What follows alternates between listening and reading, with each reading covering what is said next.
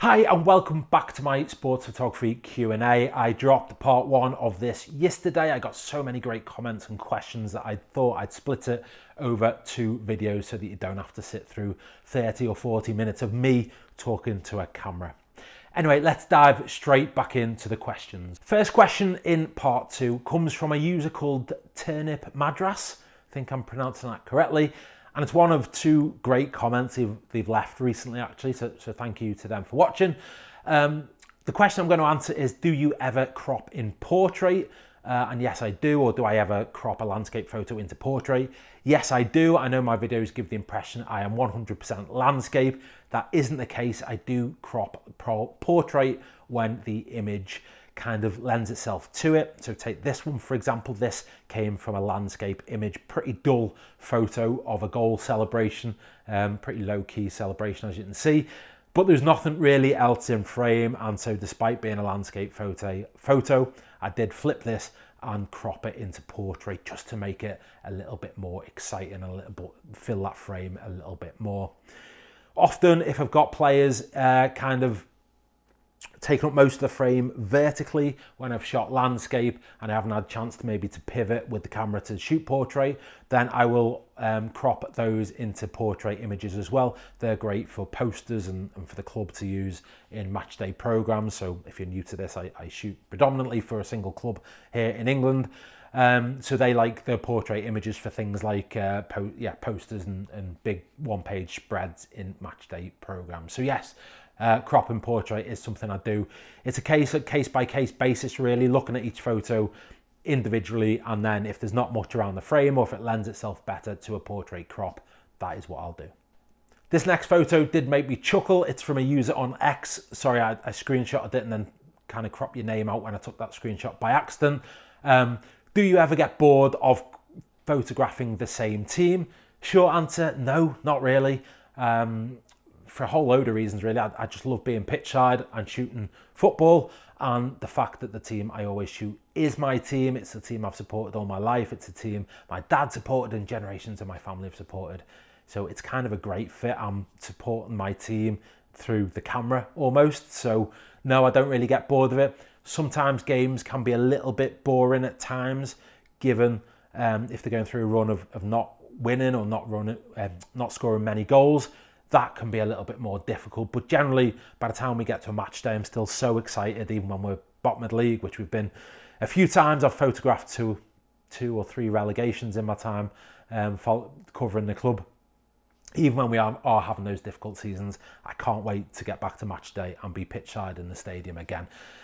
So no is the short answer. I used to shoot a whole load of agency games around the northwest of England, right from kind of European football down to Championship, a couple of League One, but mostly it was the top few tiers. That used to be great in terms of that differentiation and getting lots of variety in what I shoot. I haven't done that much recently. I probably should do a little bit more. I think the last agency or non-Tranmere game I shot was probably England under 21s earlier this year. That was fun. I enjoyed it. It is different. Ironically, it was at a stadium I've shot at before, but still, it was kind of a different subject matter, different brief, different task. But do I get bored? No, not at all. Another YouTube comment. This one comes from an Andrew Taylor asking, what do I edit on? Which laptop, or do I have a PC? I'll take that question in two parts just to make sure I cover what it is you're asking. I think you're asking about the hardware, but when you say what do I edit on, very quickly, let me just say I use the Adobe suite of packages. So predominantly I'm editing at matches in Adobe Lightroom. I'll also from time to time work in Photoshop as well. In terms of the hardware, I have a 2016, late 2016 Apple MacBook Pro. I think it was released in October the 2016. I purchased it new in March 2017. So that is pretty old now. 256 gig hard drive, I think it was, or whatever the closest one to that is. It still runs brilliantly. It's an incredible machine. I love it to bits, but it does, because of that smaller hard drive, it does mean, certainly when I've shot in RAW, which if you watch my recent videos, you'll know I've gone through a massive spate of shooting games through RAW, which I'm trying to get away from. But when I did, that filled that hard drive up something rotten. So getting away from that and working just with JPEGs, the MacBook Pro has been absolutely stellar.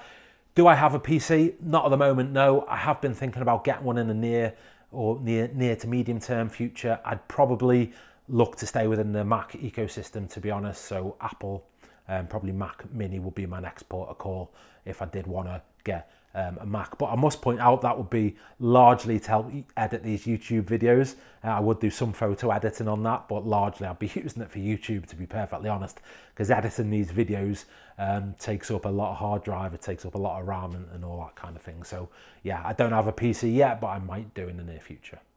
Next up, Little Eruption, I think is the username there, asks, what aspect ratio do I prefer? So my preferred and my favorite and my pretty much exclusively used aspect ratio is 4:6 or 2:3. This is kind of what comes straight out the camera. I've always used it, never had a problem. If I'm going portrait, I'll just flip it to be 3:2 or 6:4. Now, I say it's always been absolutely fine to me. I know that with social media apps, then other aspect ratios are often preferable, but I'll usually, if I'm posting to social media, I'll normally just crop in those social media apps, to be honest. It's only if I'm doing proper crops in other aspect ratios, I'd do it maybe in Lightroom or Photoshop. But by and large, I stick to the 2:3. Leon asked by email, or he said that I'm so enthusiastic and passionate about sports photography. Is there anything I don't like about it? My answer, Leon, would be probably not really. As you've seen, if you've watched any of my videos, I'm happy to drive great distances to cover sports photography. I absolutely adore it. I find that even if you're going through a spell where for whatever reason it maybe frustrated you, by the time the next match comes about or the next training session I'm shooting, I'm full of beans. I can't wait to do it. I can't wait to get out there. So no, I love it all really. There's frustrations about the industry. I had a conversation with a journalist 2 weeks ago who's used one of my images, crediting it totally incorrectly, so not giving me credit. And also the issue, I think it's kind of been created by social media really, maybe, in terms of media outlets and lots of other people thinking that images are there to be used for free, and if they're online, they're able to be used for free. That does my head in, but I think I speak for all photographers. It's not unique to sports photography. So by and large, Leon, no, I love sports photography. I'd love to cover a lot more sports than just football, to be honest. Again, back in the day, I used to shoot motorsport and I've shot cycling and all sorts of different sports. But right now, I just love what I'm doing. Football is enough for me for the moment. I know, I love it. And as this video is dragging on, I know you've all got turkey or Christmas dinner to eat and family to be with. I'm going to just do one more question. And this was submitted by a user called Bob Lee, probably almost 2 months ago now. So Bob, I hope you're watching this and I really apologise and I hope it's not too late. But you asked the question quite simply in response to one of my videos. Would I recommend the 7D Mark II or the 1D Mark IV, as in which one would I prefer? And that's a really tough question, Bob, because you're pulling on my heartstrings there. Anyone who knows or has watched enough of my videos know that I still have and adore my old Canon 1D Mark IV. I've had it for probably a decade now. I bought it used to begin with. Goodness knows how many years since it was actually released new. I've replaced the shutter on it and it is still going strong as my second body.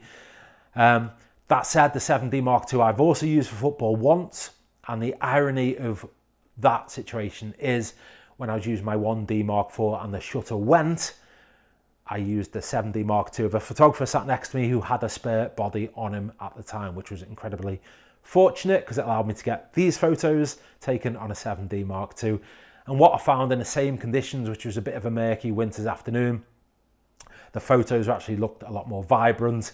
And yeah, just it felt a little bit newer. The technology in the processor in the 7D Mark II was also a bit newer, obviously. So it's a close call, to be honest with you. I think they both shoot at 10 frames per second in burst mode, so speed-wise, there's not a great deal of difference. Based purely on this slightly additional functionality, a bit more of a crop sensor, the 1D Mark IV, I don't think was full frame, it was just shy of that. But the 7D Mark II, I think, still on the APS-C sensor, so it's smaller, better crop factor. I think I'm just going to edge towards a 7D Mark II, which I feel wrong saying, given my love of the 1D Mark IV, but I might change my mind tomorrow if you ask me again. And that is it. Thank you for all of your support, all of your great questions and comments, and those who have subscribed to my channel over the last year. I appreciate it so much. I do YouTube for nothing other than the fun of it. I love making videos. I find it an extension of photography in many ways. So please keep watching, keep commenting, and as we go into the new year, I wish you and your families all the very best, and I'll see you on the next video.